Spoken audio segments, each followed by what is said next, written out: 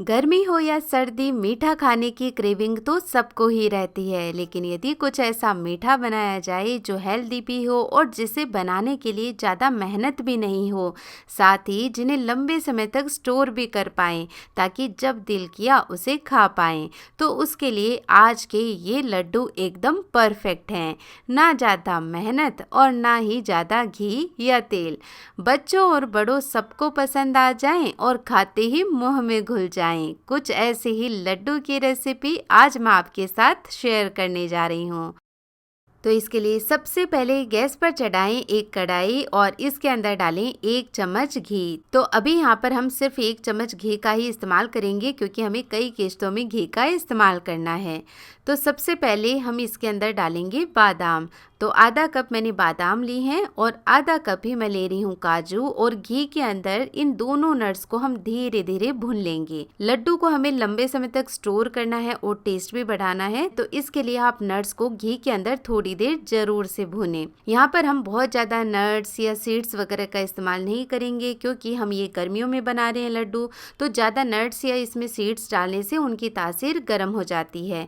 यहाँ पर मैंने बस थोड़े से काजू और बादाम का इस्तेमाल किया है, तो इससे लड्डू का टेस्ट भी बढ़ जाता है और लड्डू भरपूर मात्रा में हमें एनर्जी भी देते हैं। तो बादाम और काजू को हमेशा लो फ्लेम रखते हुए ही रोस्ट करें क्योंकि ऑलरेडी इसमें काफ़ी इनका ऑयल होता है, तो ये बहुत ही जल्दी से रोस्ट होने लगते हैं। तो देखिए इनका बढ़िया सा लाल कलर आ गया। इस तरह जब ये गोल्डन गोल्डन दिखने लगे और जब बादाम फटने लगे, यानी इसमें चट चट की आवाज़ आने लगे ना, बस तब इन्हें बाहर निकाल दें और अच्छे से ठंडा कर लें। तब तक सेम कढ़ाई में हम 1 चम्मच घी और डालेंगे। यदि घी बच गया है तो आप उसका इस्तेमाल कर सकते हैं, नहीं तो थोड़ा सा घी और ऐड कर सकते हैं। और अब इसमें हम डालेंगे 2 कप फूल मखाने। और अब इन फूल मखानों को भी हम लो फ्लेम रखते हुए ही रोस्ट करेंगे। जो फूल मखाने होते हैं उनमें भरपूर मात्रा में आयरन, कैल्शियम वगैरह पाया जाता है, तो इससे हड्डियां काफ़ी मजबूत होती हैं। तो ये आप ज़रूर से इस्तेमाल करें। और ना ही इनकी तासीर गर्म होती है, तो हम टेंशन फ्री होकर गर्मियों में भी इनका इस्तेमाल कर सकते हैं। अब जब फूल मखाने अच्छे क्रिस्पी हो जाएंगे तब इन्हें भी हम बाहर निकाल देंगे ताकि ये ठंडे हो जाएं। और अब कढ़ाई के अंदर हम 1 कप डालेंगे सूखा नारियल का बुरादा यानी ड्राई कोकोनट पाउडर। ये डालना टोटली ऑप्शनल है, आपको पसंद हो तो डाल सकते हैं, नहीं तो स्किप कर सकते हैं, लेकिन मुझे पर्सनली इनका टेस्ट लड्डू में काफ़ी अच्छा लगता है। अब जो नारियल का बुरादा है ना, उसे आप लो फ्लेम रखते हुए बस 2 से 3 मिनट के लिए इस कढ़ाई के अंदर भुनें। और भूनते समय इसमें घी वगैरह कुछ भी डालने की ज़रूरत नहीं है क्योंकि यदि आप इसे घी में भुनेंगे तो ये बहुत ही जल्दी से गर्म होकर लाल पड़ने लगेगा। और जब ये लाल पड़ जाता है तो इसमें कड़वाहट आने लगती है। तो हमें इसका ज़्यादा कलर चेंज नहीं करना है, बस 3 से 4 मिनट बिना घी के ही आप इसे लो फ्लेम पर थोड़ी देर के लिए रोस्ट कर लें।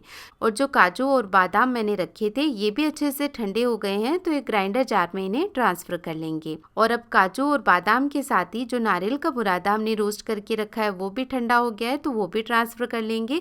और सारी चीज़ों को हम कोर्सली ग्राइंड कर लेंगे।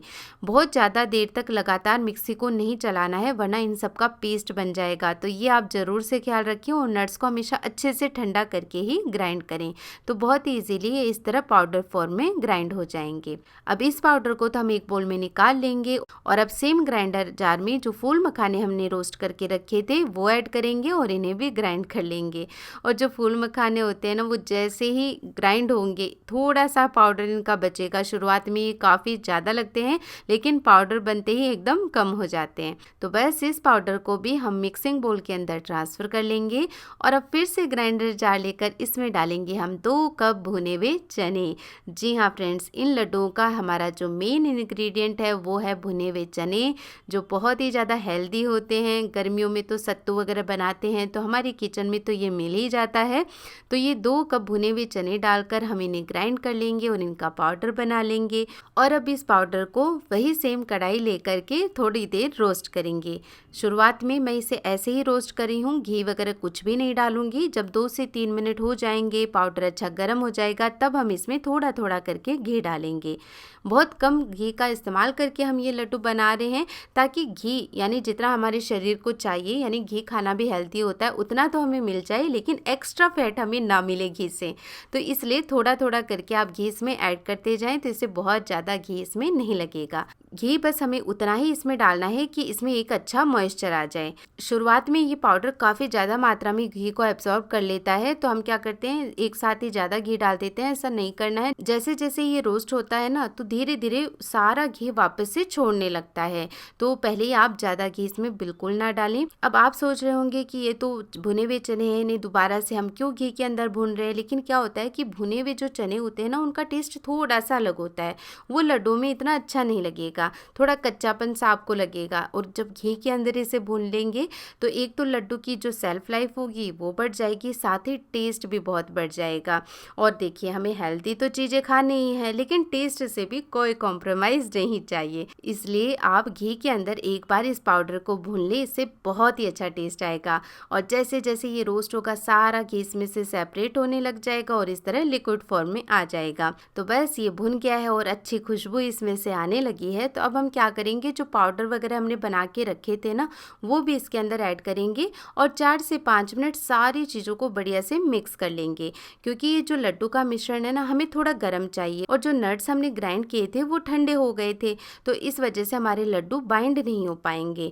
तो सारे मिश्रण को हम गर्म कर लेंगे एक साथ मिक्स करके और फिर एक मिक्सिंग बोल के अंदर इसे ट्रांसफ़र कर लेंगे। बहुत ज़्यादा गर्म मिश्रण में भी चीनी नहीं मिलानी है, वरना ये हलवा बन जाएगा। और जब ये हल्का गर्म रहे ना, तब आप इसके अंदर चीनी ऐड कर दें। तो यहाँ पर मैंने 1 कप बूरा ले लिया है, यानी जो तगार होती है उसका इस्तेमाल किया है।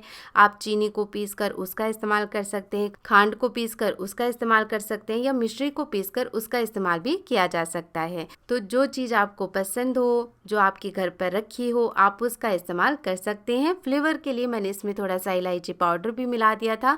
और क्योंकि मिश्रण गर्म था, तो पहले मैंने स्पैचुला से ही सारी चीज़ों को मिक्स कर लिया है। और देखिए, जैसे जैसे हम इसे मिक्स करेंगे ना, तो चीनी अपना पानी छोड़ेगी, उस वजह से लड्डू जो होगा वो अच्छे से बंध पाएगा। वरना क्या होता है कि इस स्टेज पर हम और ज़्यादा घी मिला देते हैं इसके अंदर लड्डू को बाइंड करने के लिए, और फिर वो घी इतना अच्छा नहीं लगता है और घी भी ज़्यादा हो जाता है। तो ये देखकर तो पाउडर ऐसा लग रहा है कि इससे लड्डू नहीं बन पाएंगे, लेकिन जैसे ही आप ये मिश्रण हाथों में लेंगे और इस तरह बांधेंगे ना, तो बहुत ही आराम से लड्डू बंध जाएंगे इस तरह से। तो देखिए, कितने सुंदर लड्डू बन करके तैयार हुए हैं और कितने कम घी में हमने ये लड्डू बना करके तैयार कर लिए हैं।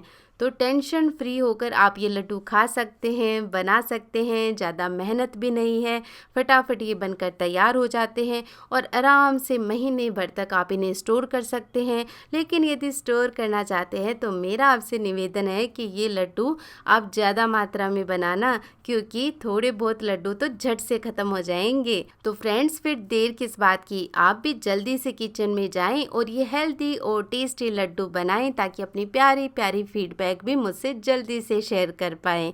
और ये देखिए, इन लड्डू का टेक्सचर है ना कितना कमाल का, जैसे ही आप खाएंगे, खाते ही आपके मुंह में घुल जाएंगे। तो चलिए, आज की हमारी रेसिपी होती है कंप्लीट। मैं मिलूंगी आपसे एक और नई रेसिपी के साथ। तब तक के लिए रखिए अपना ढेर सारा ख्याल।